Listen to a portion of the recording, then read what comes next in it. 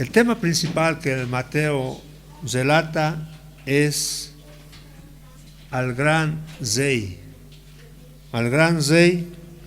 que viene, al gran rey que se lo describe en el Antiguo Testamento. En el Antiguo Testamento se habla un rey, el sucesor del rey David, un rey que gobernará un reino prometido de Dios, un rey que posee la justicia, la sabiduría, el poder y la autoridad.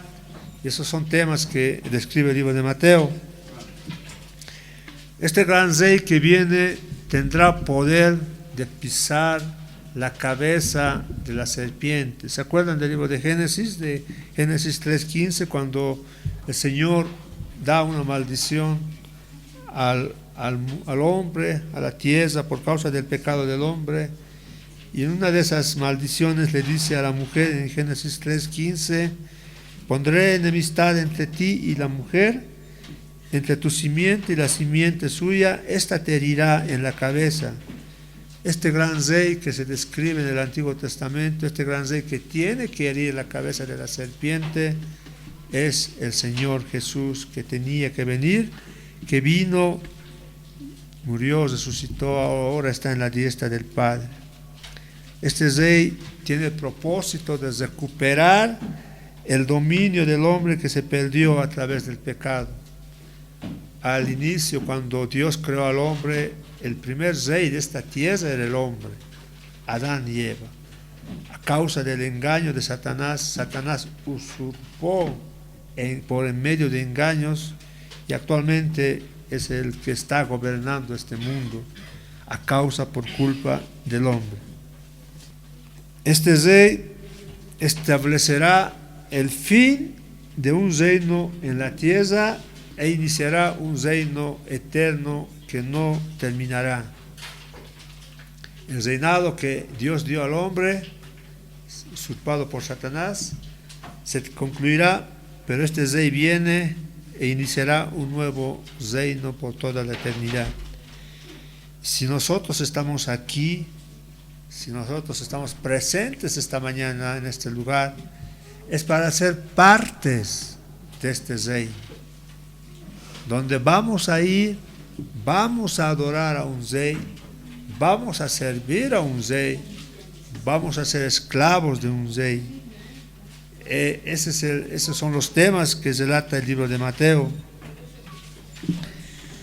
Dice en el libro de Génesis 49:10, vamos al libro de Génesis 49:10, de este rey se hizo una profecía en el libro de Génesis 49:10, cuando Jacob a sus 12 hijos les da profecías de cómo iba a comportarse Israel. Y una de las profecías que da a Judá le dice en Génesis 49:10: no será quitado el cetro de Judá. O sea, dice acá, no se va a quitar o sea, de Judá van a ser un rey, van a ser los reyes, y de Judá no se le va a quitar la autoridad del rey. No será quitado el cetro de Judá, ni el legislador de entre sus pies, hasta que venga Silo, y a él se congregarán los pueblos. Voy a leer otra versión. Dice: Judá, mi hijo, es un león joven que ha terminado de comerse a su presa, se agazapa como un león y se tiende como una leona. ¿Quién se atreverá a despertarlo? Versículo 10 del capítulo 49: el cetro no se apartará de Judá, ni la vara de su mano de sus descendientes, hasta que venga aquel a quien le pertenece, aquel a quien todas las naciones le honrarán. Entonces este rey ya estaba descrito en el libro de Génesis, tenía que pisar a la cabeza de la serpiente, y también a través de Jacob, cuando le da la profecía a uno de sus hijos, a Judá, le dice que de ti van a nacer reyes, pero va a haber un rey que nadie le va a quitar el poder, y ese rey va a reinar por la eternidad. Y ese rey descrito en el libro de Génesis es el rey Jesús, a quien servimos, es el Señor. Si bien actualmente no está ocupando una posición aquí en nuestro gobierno civil, pero el Señor viene. Y este debería ser un aliento para nosotros, porque nuestro reino, decía el Señor, no es de este mundo, Señor, es un mundo que viene, es un reino eterno que va a suceder. Esa profecía que Dios hizo a Judá no se pudo haber cumplido con ningún hombre físico, porque si bien hubo reyes en Israel, esos reyes actualmente están muertos, no están reinando Israel. Esos reinos que había en Israel se han dividido. Entonces esta profecía está por cumplirse y se aplica perfectamente a nuestro Señor Jesucristo. Además dice acá la profecía que será un reino que no perecerá. Esos reinos de Israel han perecido. Ese reino tiene que ser eterno y para siempre.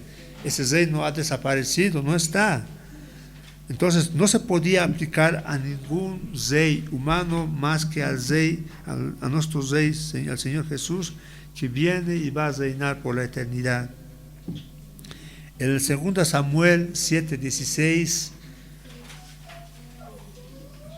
el profeta Natán dio una profecía al rey David y decía de esta manera la palabra de Dios. 2 Samuel 7:16, le da esta profecía un profeta a un rey, al rey David, y le dice: y será afirmada tu casa y tu reino para siempre delante de tu rostro, y tu trono será estable eternamente. La versión internacional dice: tu casa y tu reino durará para siempre delante de mi trono y quedará establecido para siempre. Eso le decía al rey David, pero eso no se puede aplicar al rey David, porque su reino no está durando para siempre, se acabó. Entonces esa profecía no es para David, sino para nuestro Señor Jesús, que vino y ahora solo le falta coronarse como rey. Vino a este mundo, se lo trató como rey, pero viene un momento en el que va a reinar por la eternidad. Y ese es nuestro Señor, que constantemente le decimos: Señor, Señor, Señor, Señor. El Salmo 2:6 también nos habla acerca de este rey. Dice la palabra de Dios, porque dice el Señor: yo he puesto mi rey sobre Sión, mi santo monte, yo publicaré el decreto. Jehová me ha dicho, mi hijo eres tú, yo te engendré hoy, pídeme y te daré por herencia las naciones y como posesión tuya los confines de la tierra. Esa profecía perfectamente se aplica a nuestro Señor Jesucristo. El Salmo 24:10, hablando acerca de nuestro Señor Jesucristo, también dice la profecía: ¿quién es este Rey de gloria? Jehová de los ejércitos, Él es el Rey de gloria, Selah, dice la palabra de Dios. Entonces, en otras palabras, el Señor Jesús fue anunciado por los profetas como el rey que tenía que venir, el rey que tenía que gobernar por la eternidad, el rey que su reino no tenía que desaparecer, y ese rey al que los profetas, desde el libro de Génesis hasta el último libro del Antiguo Testamento, cada libro del Antiguo Testamento describe al Señor Jesús, es el que Mateo en esta ocasión habla de este rey. El rey que tenía que venir es el rey al que Mateo hace énfasis en su relato del Evangelio del libro de Mateo. Los profetas hablaban del gran rey como alguien humano y alguien divino. Tenía que personificarse, tenía que hacerse de carne y hueso, pero a la vez también tenía que tener un poder divino que no iba a ser de este mundo, pero iba a estar en este mundo. Por ejemplo, el libro de Isaías, capítulo 7, versículo 14, habla, dice la palabra del Señor: por tanto, dice la palabra, el Señor mismo os dará señal, he aquí que la Virgen concebirá y dará a luz un hijo y llamará su nombre Emmanuel. Acerca de este rey también Isaías sigue diciendo en el libro de Isaías 53, versículo 3, despreciado y desechado entre los hombres, varón de dolores, experimentado en quebranto, y como que escondimos de él el rostro, fue menospreciado y no lo estimamos. De toda, o sea, si bien iba a venir este rey eterno, no perecedero, con poder, con gloria, pero también el profeta describe que iba a venir, iba a ser concebido en forma sobrenatural, no iba a participar un hombre en su concepción, pero una vez que iba a venir a este mundo, lo iban a despreciar, lo iban a menospreciar, iba a ser un varón de dolores. Estas cosas se describieron muchos años antes de que el Señor viniera. Incluso se describió el lugar exacto donde iba a nacer, cómo iba a ser coronado rey en esta tierra. Iba a entrar en un asno, la gente lo iba a decir: oh rey, Hosana, bendito en el que viene en el nombre del Señor. Todas las cosas que estaban escritas en el Nuevo Testamento, Mateo relata la vida de Jesús, Mateo relata el cumplimiento de las profecías del Antiguo Testamento. ¿Se pueden imaginar que yo diga ahora, en este momento, esto va a suceder, esto va a pasar mañana, así lo van a tratar, así lo van a golpear, así lo van a menospreciar, pasen 100, 200, 300 años y venga una persona y cumpla todo lo que dije? Esa es la realidad. Ese es el relato del libro de Mateo, el cumplimiento de muchas de las profecías de los profetas del Antiguo Testamento. Daniel describe así al rey. Daniel 7:13. Miraba yo en la visión de la noche, y he aquí, con las nubes del cielo venía como un hijo de hombre, que vino hasta el anciano de días, y le hicieron acercarse delante de él. Daniel también lo describió, y así muchos profetas lo describieron. El libro de Miqueas describe que de Belén iba a nacer este gran rey. Miqueas 5:2 dice la palabra de Dios: pero tú, Belén Efrata, pequeña para estar entre las familias de Judá, era un pueblo despreciado, pequeño, pero dice el Señor a través de la profecía de Miqueas: de ti me saldrá el que será Señor en Israel, y sus salidas son desde el principio, desde los días de la eternidad. Iba a venir un hombre de un pueblo pequeño, un hombre que estaba viniendo desde la eternidad, iba a ser rey por la eternidad.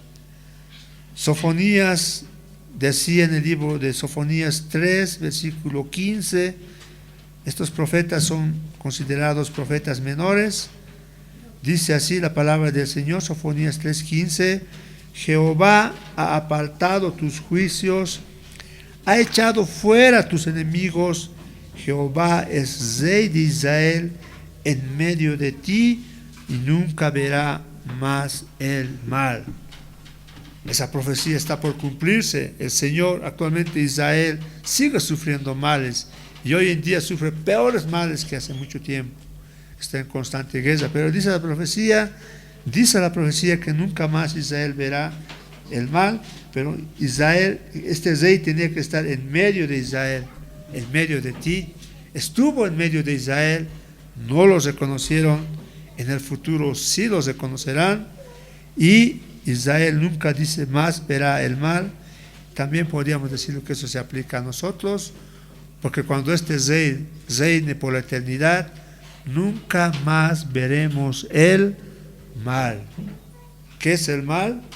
Las consecuencias del pecado: egoísmo, egocentrismo, egolatría, envidia, todo lo que describe las obras de la carne, de la palabra del Señor.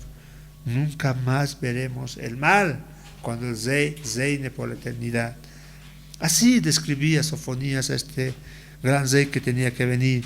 Zacarías, en el libro Zacarías capítulo 9, versículo 9, el profeta Zacarías dice lo siguiente, Zacarías 9:9. Alégrate, dice, mucho, hija de Sión, da voces de júbilo, hija de Jerusalén. He aquí tu rey vendrá a ti, justo y salvador, humilde y cabalgando sobre un asno, sobre un pollino, hijo de asna. Así lo describe Mateo. Cuando el rey, antes de que lo crucificaran, hizo su entrada triunfal y descendió en una asna. Mateo lo describe este cumplimiento de esta profecía. El rey sí fue reconocido solo por algunos, no por todos. Y cuando reine, esta profecía está por cumplirse, el Señor, dice el libro de Zacarías 14:17, que todas las familias podrán subir a Jerusalén para adorar al rey. Dice Zacarías 14:17, y acontecerá que los de las familias de la tierra que no subieran a Jerusalén para adorar al rey, Jehová de los ejércitos no vendrá sobre ellos lluvia. Entonces este reinado que viene está por venir. Está el reinado del Señor Jesucristo, está por cumplirse. Ya han pasado muchas de las profecías. Hay profecías que faltan que se cumpla, y una de las profecías que falta por cumplirse son los 1000 años que tienen que pasar en este mundo, donde las personas vivirán muchos cientos de años y el rey estará sentado en un trono en este mundo, en esta tierra, y las personas podrán ir a Jerusalén a adorar al rey. Gloria a Dios. Ninguno de los profetas, escritores del Antiguo Testamento tal vez no comprendió la naturaleza plena de aquel a quien estaban profetizando. Y eso podemos evidenciarlo cuando los hombres que estuvieron presentes cuando el Señor Jesús vinieron no lo reconocieron. Gloria a Dios. Primera de Pedro, buscamos Primera de Pedro, capítulo 1, versículo 10. Primera de Pedro, capítulo 1, versículo 10. Así dice la palabra de Dios. Los profetas que profetizaron de la gracia destinada a vosotros, inquirieron y diligentemente indagaron acerca de esta salvación, escudriñando qué persona y qué tiempo indicaba el Espíritu de Cristo que estaba en ellos, el cual anunciaba de antemano los sufrimientos de Cristo y las glorias que vendrían tras ellos. Los profetas estudiaron los detalles de esta salvación, tratando de entenderla, y hablaron sobre el generoso amor que Dios les ha dado a ustedes. El Espíritu de Cristo estaba en esos profetas y les hablaba de lo que Cristo tendría que sufrir y de la gloria que recibiría después del sufrimiento. Los profetas intentaban saber cuándo llegarían esos sufrimientos y cómo sería el mundo en esa época. Así es, hermanos, a ese rey se describe en el libro de Mateo. Los demás libros también hablan acerca de Jesús, pero cada libro, cada evangelio, son 4 evangelios, se lo describe a Jesús de una manera diferente. El libro de Mateo enfatiza que el rey que había de venir es Jesús. Ese es el mensaje principal de del hermano Mateo, podríamos decir, uno de los 12 discípulos. Ahora, la pregunta sería la siguiente: ¿quién era Mateo? Muchos de nosotros sabemos que era un recaudador de impuestos, y el Señor en un momento de esos le dijo: ven y sígueme, y Mateo le siguió sin preguntar nada. Eso es lo que relata el libro de Mateo, el libro de Lucas. Mateo era un recaudador de impuestos. ¿Y qué hacían los recaudadores de impuestos? Cuando nuestro Señor Jesús vino a este mundo, había un reinado, un imperio llamado el Imperio Romano. El Imperio Romano ya había estado reinando muchas naciones. En este caso estaba reinando Israel, Jerusalén. Y entonces, ¿qué pasaba con la tributación? Los romanos tenían un sistema de leyes muy bueno, podríamos decir. Ese sistema de leyes que actualmente incluso nuestra legislación hoy día la aplica. Pero también tenía un sistema de recaudación de impuestos, un sistema de recaudación de impuestos que era implacable, despiadado y muy metódico. Cuanto más dinero se saque del pueblo, se recauda, ese reino se potencia. Y para ese motivo, para poder recaudar impuestos, los romanos tenían un sistema de tributación. Este sistema de tributación estaba formado por senadores romanos, otros funcionarios de alto rango que pagaban un determinado dinero por una provincia, ciudad o nación que se adjudicaban. Les explico. César, que era el emperador de Roma, César hacía una licitación pública, podríamos decir. ¿Quién se va a hacer cargo de esta ciudad? ¿Quién se va a hacer cargo de esta ciudad, de esta nación? Y los senadores, que eran gente muy poderosa, adinerada, y algunas personas con dinero, se hacían dueños de esos lugares. Y al hacerse dueño por 5 años, si no estoy mal, daban un dinero al César. Entonces el senador que se había adjudicado de una nación tenía que contratar a otras personas que cobren dinero. En este caso, los publicanis, se lo llama, los publicanis, recaudaban dinero, digamos, vamos a poner ejemplos. El César le decía: tú me tienes que pagar por la ciudad de La Paz $100,000 cada año. Y si el César recaudaba $200,000, 100,000 le daba al César, los otros 100,000 se lo agasaba a él. El César, los senadores o la gente que tenía plata, que se había adjudicado del lugar, contrataba a los publicanis. Los publicanis hacían lo mismo. Le decía el senador: me tienes que dar 200,000 por esta ciudad, no sé cómo cobrarás el impuesto, y lo demás es para vos. Recaudaba unos $400,000, al senador le daba $200,000 y los otros 200,000 se lo agasaba el publicani. Ahora, este publicani contrataba otra persona que generalmente era del lugar, se los llamaba recaudadores de impuestos.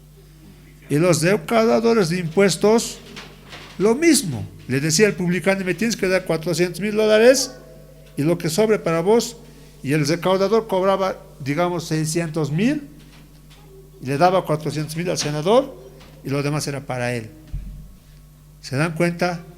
El César pedía 100,000, el senador pedía 200,000, el publicano pedía 400,000, y el recaudador pedía 600,000.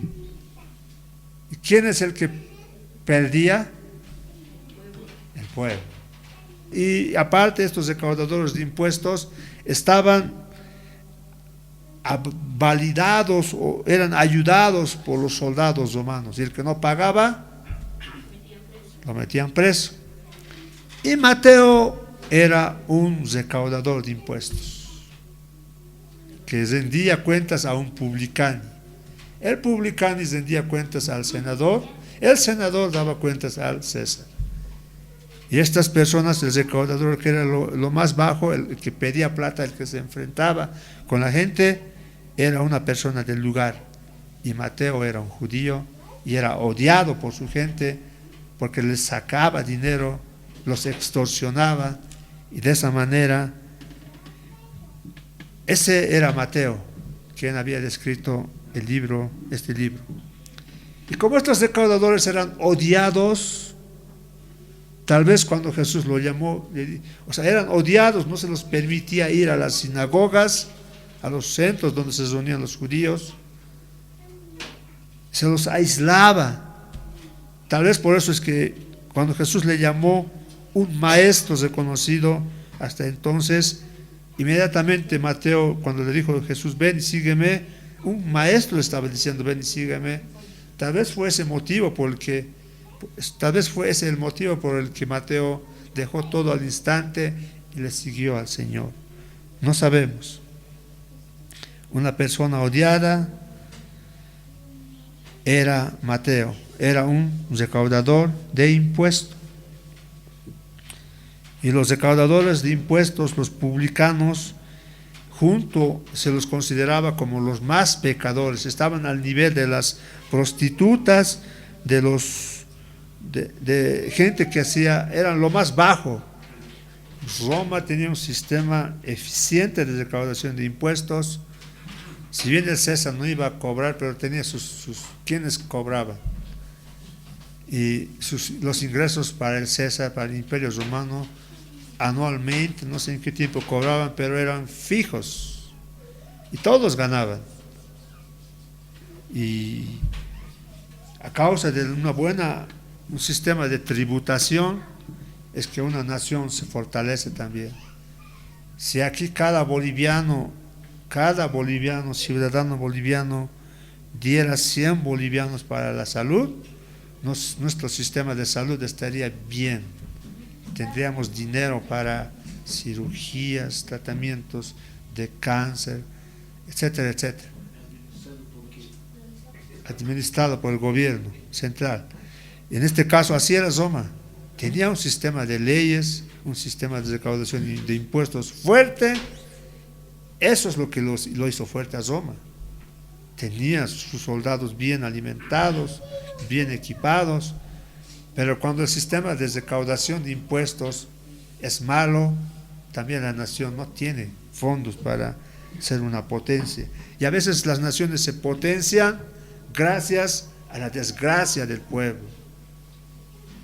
Es lo que a veces vemos en las películas, ¿no? Los reyes están bien, sus reinos grandes, pero el pueblo es el que más sufre. Y eso es lo que pasaba con el Imperio Romano, que cayó no por su sistema, sino por la inmoralidad de sus reyes, por el pecado de sus gobernantes. Pero por lo demás, muchos sistemas que ellos habían inventado o lo ejecutaban, actualmente nosotros también hemos copiado en nuestros sistemas nacionales.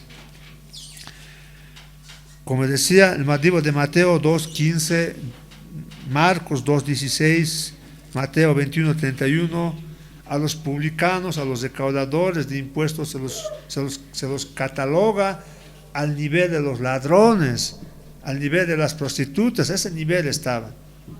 O sea, eran gente odiada. Entonces Mateo era un recaudador de impuestos, llamado, su nombre también es Leví, era un recaudador de impuestos. Mateo 9:9, el mismo relata en la forma en la que el Señor lo llamó. Dice: pasando Jesús de allí, vio a un hombre llamado Mateo, que estaba sentado al banco de los tributos públicos, y le dijo: sígueme. Y Mateo se levantó y le siguió. No sabemos por qué le siguió así calladamente, pero así lo describe. Gloria a Dios. ¿Cuál es el mensaje del libro de Mateo? Sabemos que existen 4 evangelios que describen a nuestro Señor Jesús: Mateo, Marcos, Lucas, Juan. Los 4 transmiten el mismo mensaje del evangelio, pero desde 4 perspectivas diferentes, desde 4 diferentes puntos de vista, podríamos decir. Ofrecen el mismo mensaje con un énfasis diferente, pero todo está perfectamente armonioso. Mateo presenta a Jesús como el soberano rey. Por ese motivo, si vamos a describir a un rey, ese rey tiene que tener su genealogía real, y se hace la genealogía desde David, o sea, describe Mateo esa genealogía real. El libro de Marcos lo presenta a nuestro Señor Jesús como siervo. Y cuando uno es siervo, no interesa tu descendencia real. Por eso es que el libro de Mateo no hay genealogía. El libro de Lucas lo presenta como el Hijo del Hombre. Y esa es la razón también que tiene que haber una genealogía, y la genealogía empieza desde Adán, el primer hombre en este mundo. El Evangelio de Juan lo describe como el Hijo de Dios. Y cuando lo describe como Hijo de Dios, no necesitamos genealogías, sino ahí dice: en el principio era el verbo era con Dios, el verbo era Dios. Y Juan, si es que tenemos la oportunidad, Dios nos concede también, es un libro que sí o sí tenemos que compartirlo, aprenderlo entre todos. Al presentar a Jesús como rey, Mateo empieza su relato con la genealogía, como les decía. Marcos no presenta ninguna genealogía, porque lo presenta como siervo, y Lucas rastrea la genealogía hasta Adán, porque lo presenta como el Hijo del Hombre. Mateo presenta al rey que es revelado, al rey que es rechazado y al rey que va a regresar. Esos 3 temas principales se describen en este libro de Mateo. Al rey que es revelado. ¿Cómo es eso? Su ascendencia real.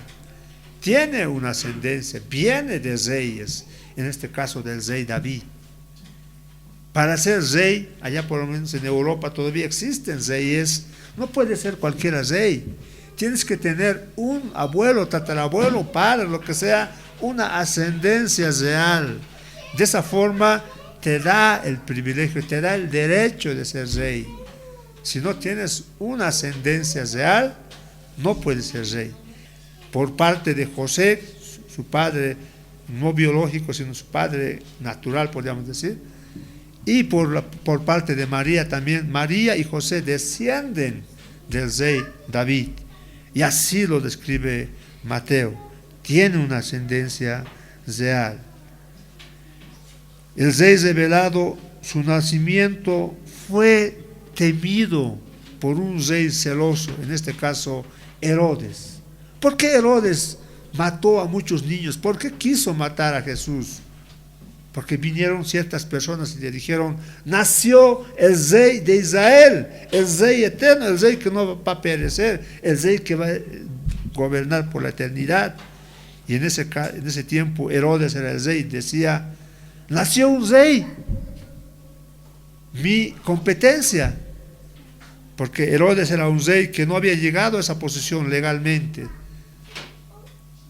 Entonces también vemos, relata Mateo, el nacimiento es temido por ese rey terrenal celoso llamado Herodes. También Mateo describe cómo los magos llevan al Jesús bebé regalos reales del oriente. Son personas que en ese tiempo, para ser rey, tenías que ser posesionado por gente sabia. Y en este caso vienen sabios del oriente a posesionar a un rey. Lo encuentran en un pesebre y le dan regalos reales.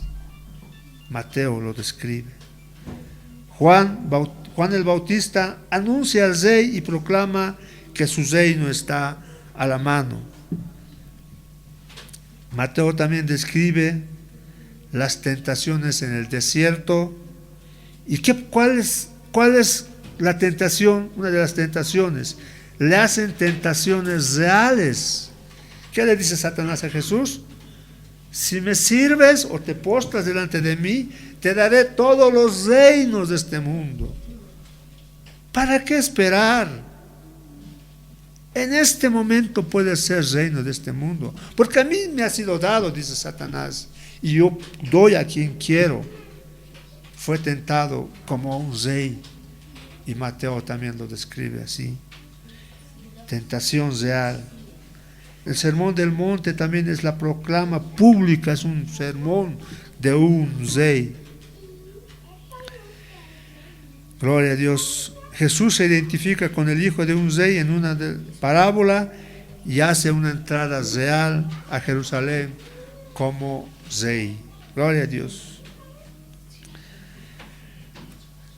Las últimas palabras del Señor Jesús son las que se describen en el libro de Mateo capítulo 28 y 18, y dice: Jesús se acercó y le habló diciendo: toda potestad me es dada en el cielo y en la tierra. Son palabras de un rey, gloria a Dios. Pero también Mateo lo describe como el rey que fue rechazado. Fue rechazado desde su nacimiento y fue rechazado hasta su muerte. Desde su nacimiento, cuando José no quiso aceptar a Jesús, porque dijo: este no es mi hijo. Fue rechazado cuando Herodes lo amenazó su vida. Incluso en este mundo, dice Jesús, no tenía dónde poner la cabeza cuando se dormía. Son cosas que describe el libro de Mateo. Gloria a Dios. Y al final, incluso en el capítulo 27, 46, Jesús mismo dice: Dios mío, ¿por qué me has desamparado? A Jesús se lo describe como el rey rechazado. Mateo. Pero Mateo también lo describe como el rey que regresará. Mateo 24 dice, 24:30, entonces aparecerá la señal del Hijo del Hombre en el cielo, y entonces se lamentarán todas las tribus de la tierra, y verán al Hijo del Hombre viniendo sobre las nubes del cielo con poder y gran gloria. Al rey revelado, al rey rechazado y al rey que va a regresar. Así lo describe Mateo, siempre teniendo énfasis de que Jesús es el rey profetizado en el Antiguo Testamento. Mateo 25, 31 dice: cuando el Hijo del Hombre venga en su gloria y todos los santos ángeles con él, entonces se sentará en su trono de gloria y serán reunidas delante de él todas las naciones, y apartará los unos de los otros como aparta el pastor las ovejas de los cabritos, y pondrá las ovejas a su derecha y los cabritos a su izquierda. Es una potestad real que va a ejercer en el futuro. Así es, hermanos. A Jesús Mateo lo describe como el Rey, que tenía que venir, que vino y que va a reinar por la eternidad. Mateo describe a Jesús, al Rey profetizado. Mateo lo describe a Jesús como el Rey que estuvo entre nosotros. Mateo describe a Jesús como el Rey que va a reinar sobre nosotros por la eternidad. Ese es el énfasis del libro de Mateo. Jesús es el Rey de los judíos y es nuestro Rey. Jesús es nuestro Rey, nuestro Señor, nuestro Salvador. Es un libro que tal vez está dirigido a los judíos, podríamos decir, porque se lo describe como el Rey, el Mesías profetizado, y que ellos, estando con él, no lo reconocieron, mas lo ofendieron de una manera grande. El Evangelio de Mateo. Hemos conocido quién era Mateo, hemos visto cómo Mateo describe a Jesús, y así es como Mateo nos va a contar la historia de nuestro Señor Jesucristo cuando estuvo en este mundo, y ese es nuestro gran Rey al cual servimos. ¿Está bien? Gloria al Señor. Pongámonos de pie, hermanos. Jesús es mi luz y mi salvación, de quien temo